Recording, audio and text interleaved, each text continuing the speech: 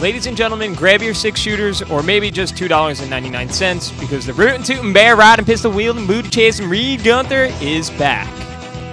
The once self-published black and white comic by Chris and Shane Houghton is now coming out of the house that Spawn built, Image Comics, which means it's shedding its indie roots and getting quite the visual overhaul.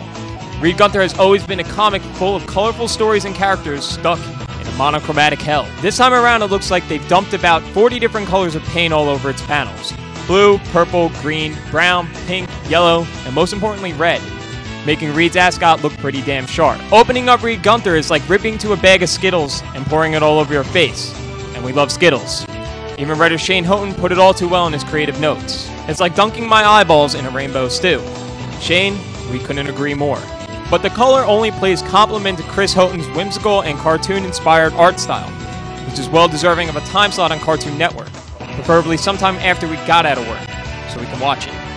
Now, for those of you who are unfamiliar with Reed Gunther, you should know it's not only the title of the comic, but also the name of the man, who also happens to be, well, the man. Reed Gunther isn't your average cowboy whose most badass feature is his mustache. That honor would go to the fact that he rides a bear.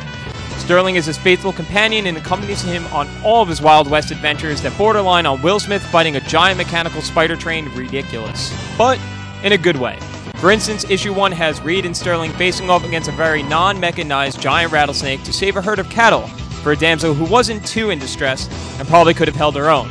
Outside of the set pieces, Reed Gunther is fun to read. It's light on text, but clever and amusing jokes are peppered throughout the panels. It's just a shame this isn't something we haven't seen already.